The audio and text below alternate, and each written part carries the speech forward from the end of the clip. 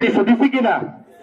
আচ্ছা, ঋণ খেলাপি হলো যারা ব্যাংক থেকে ঋণ নিচ্ছে কিন্তু ঋণ পরিশোধ করে নাই।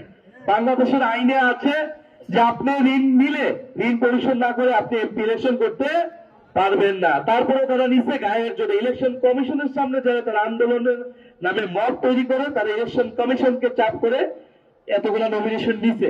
এখন এই লোকগুলা যারা ঋণ খেলাপি তারা তো অলরেডি দেশের টাকা নিচে এবং এটা ফেরত দেয় না, অর্থাৎ দেশের প্রতি একটা ওয়াদা, জনগণের প্রতি একটা ওয়াদা তারা অলরেডি ভঙ্গ করছে।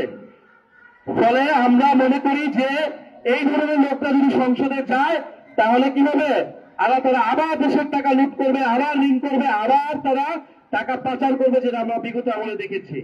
আবার অনেক প্রার্থী যাদের দ্বৈত বিদেশি নাগরিকত্ব রয়েছে তারা অন্য দেশে আরেক পা দিয়ে এসেছে। ফলে এরকম লোকেরা দেশের আইন অনুযায়ী নির্বাচন করতে পারে না। আপনারা ইনশাল্লাহ 12ই ফেব্রুয়ারি আমরা সকল ঋণ খেলাপি ভূমিদস্যুদের ইনশাল্লাহ পরাজিত করব। 12ই ফেব্রুয়ারি আমরা সকল চাঁদাবাজকে পরাজিত করব। আপনারা সবাই প্রস্তুত আছেন? ভোট কেন্দ্র রক্ষার জন্য প্রস্তুত আছেন? শাপলা গলিকে জয়ী করবার